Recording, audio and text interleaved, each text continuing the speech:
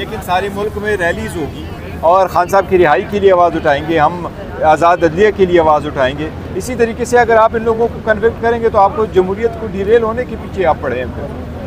Sir जी, आपकी पूरी party पूरे वर्कर्स जो हैं वो तहरीक तहफ़्फ़ुज़ यानी पाकिस्तान की तरफ देख रहे हैं, क्योंकि ऐलान ये हुआ है कि तहरीक तहफ़्फ़ुज़ यानी पाकिस्तान के तहत एहतजाज होगा 5 अगस्त का।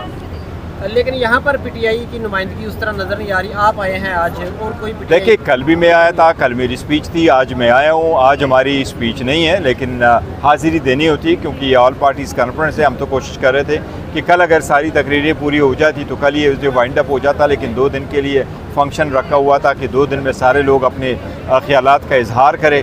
लेकिन ऐसी बात नहीं है। पाकिस्तान तहरीक इंसाफ पूरे मुल्क में रैलीज़ करेगी और रैलीज़ ही करेगी, पुरअमन करेगी, जहाँ जिसको जो वक्त मिलेगा उसके हिसाब से होगा। और इंशाअल्लाह ताला पूरे मुल्क में रैलीज़ होगी क्योंकि 2 साल खान साहब के नाहक जेल में पूरे होने को हैं, तो इसलिए इस पर तो हमने एहतजाज करना है। न ट्रायल हो रहा है, न उनकी डेट लग रही है, न उसकी बीवी की डेट लग रही है।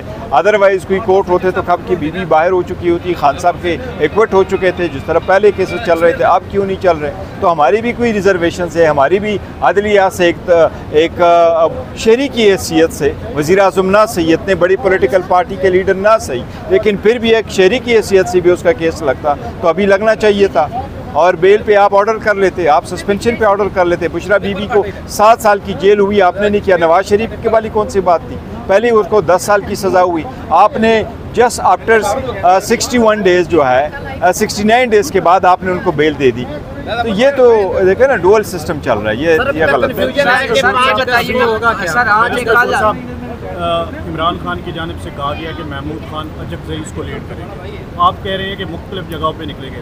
पिंडी इस्लामाबाद के MPA MNA हज़रात जितनी भी पार्टी लीडरशिप है उनसे कहा जाता है कि आप एहतजाज कहाँ पे रिकॉर्ड करेंगे, तो वो कहते हैं कि हम खुफिया तौर पे करेंगे। तो ये किस तरह का एहतजाज नहीं? देखो, अगर देखिए जहाँ तक उसका है कि जी अचकज़ई साहब करे और वो लीड करे, देखो अचकज़ई साहब पूरे मुल्क में तो लीड नहीं कर सकते ना, पूरे मुल्क में रैलीज़ होगी। लेट्स सपोज यहाँ करेंगे, क्वेटा करेंगे, अली अमीन साहब भी लीड करेंगे, वो भी एक जगह पे करेंगे, जुनैद साहब करेंगे, वो भी एक जगह पे करेंगे, मैंने भी जाना है अपने इलाके में, मैंने वहाँ करना है। एक लीडरशिप नहीं है, हर जगह पे जो लीड कर रहे हैं। देखिए इंस्ट्रक्शंस यही है। देखो वो कोई ऐसा नहीं है कि हम एक जगह पे इकट्ठे हो रहे हैं कि कोई एक बंदा लीड करे या एक जगह पे हम आ रहे हैं जहाँ लीड करें। पूरे मुल्क में होगा। बलूचिस्तान के लोग मुख्तलिस्तान के मुख्तलिफ इलाकों में करेंगे, वहाँ मुतालिका लीडर उनको लीड करेंगे। इसी तरीके से KPK में मुख्तलिफ जगहों पे होगा, वहाँ के मुतालिका लीडर लीड करेंगे। फॉर इंस्टेंस मैं जा रहा हूँ बुनेर में, मैं बुनेर में लीड करूँगा, मैं बुनेर में जाऊँगा, वहाँ कन्वेंशन करेंगे, रैली करेंगे, वहाँ स्पीच करेंगे।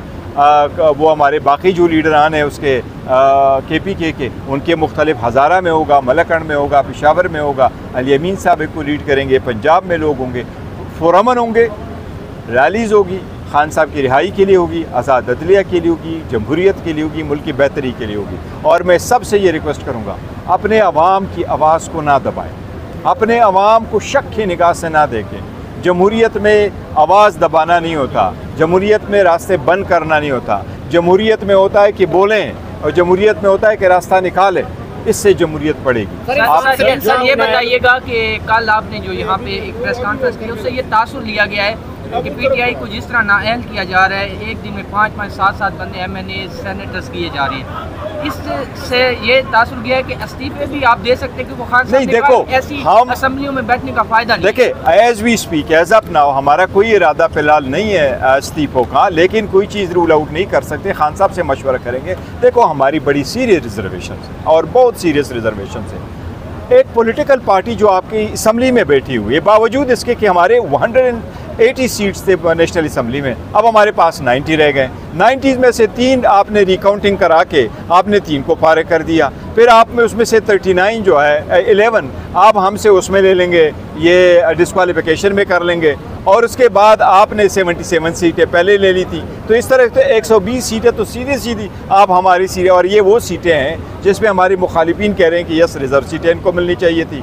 फिर आपने कौमी असम्बली में भी नहीं छोड़ा, आप सेनेट में भी चले गए, आपने एजाज चौधरी साहब को भी कन्विक्ट हो गए, शिबली फराज साहब भी हो गए। तो तो सेकंड थर्ड जो हमारा आखिरी है वो ऑन द लाइन है, वो आज़म स्वाति साहब है। वो कल होता है, परसों होता है, उसका केस तब कब चलता है, कब ख़त्म हो जाता है। तो इसलिए हमारी तो बड़ी स्ट्रांग रिजर्वेशंस है।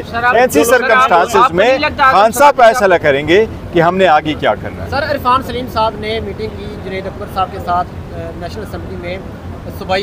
उन्होंने कहा कि जब तक इमरान खान रिहा नहीं होंगे हम बैठे रहेंगे 5 अगस्त जो एहतजाज होगा। आप ये बताएं कि क्या ये एक दिन का एहतजाज है या इसको लंबा लेकर नहीं? देखो पॉलिटिकल पार्टीज़ में टेक्स ऑफ 2020 वाली चीज़ें नहीं होती। फिलहाल एक दिन का हमारा है कि 5 तारीख को जो हमारी रैलीज है वो पूरे मुल्क में रैलीज होगी। आइंदा काला अमल क्या होगा वो हम आप लोगों के सामने रहेंगे। गंडापुर के सर पे भी तलवार लटक रही है कि 9 मई के अंदर अगर वो बचते हैं तो फिर उनके ऊपर जो शराब बरामदगी का केस है उसकी वजह से वो नायल हो जाएंगे। तो इस देखिए वो जो बरामदगी वाला केस है, न वो कह रहे हैं कि न मेरी गाड़ी थी, न मैं वहाँ मौजूद था, न उसमें वो था, वो जो भी था। लेकिन देखिए एक मैटर ये ज़रूर है कि अगर आप इसी तरह से पॉलिटिकल लीडर्सों को ऐसे देंगे, कन्विक्ट कराएंगे, पूरी दुनिया में यही भी होता है कि जिन लोगों के पास क्रिमिनल केसेस शुरू हुए होते हैं, ये आईन में भी लिखा हुआ है, जिनके खिलाफ क्रिमिनल केसेस शुरू हो चुके होते हैं उन लोगों के ख़िलाफ़ आप इम्यूनिटी देते हो। उनको उस वक्त तक ट्रायल नहीं चलाते जब तक उनका टेनेवर पूरा नहीं होता। आवाम की आवाज़ की बड़ी वो चीज़ है, ये आइन की रिक्वायरमेंट है, आइनी रिक्वायरमेंट है कि जिन लोगों के पास ये ओहदे हों उनके पास इम्यूनिटी हो, उनके केसेस ना चलें जब तक कि उनका वो टेनेवर पूरा ना हो।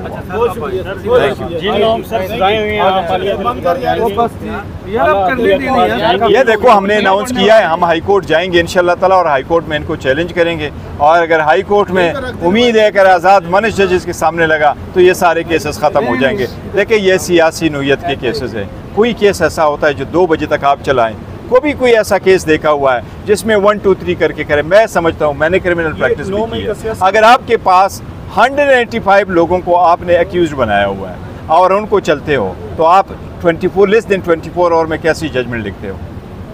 तो ये सारी देखो ना कि इंसाफ के तकाजे पूरे नहीं हुए इन ट्रायलों में। 9 मई में साहब ज़्यादा हामिद रजा को जो सजा हुई है तो 9 मई से वो बाद में इसमें शामिल हुए पीटीआई।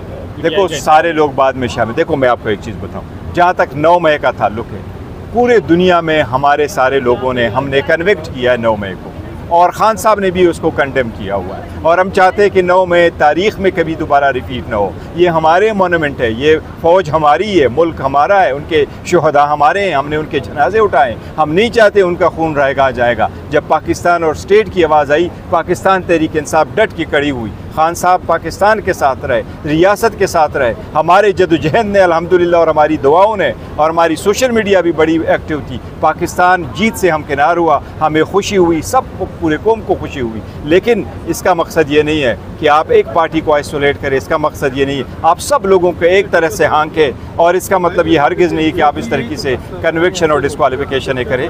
एको अपनी कौम को अपने से अलग ना करे, सियासी अपार्टाइड ना लेके आए। ये अफ्रीका नहीं है, ये पाकिस्तान है। यहाँ इस मुल्क का मुकद्दर इंशाल्लाह जमहूरियत है और इसके लिए कोशिश करें।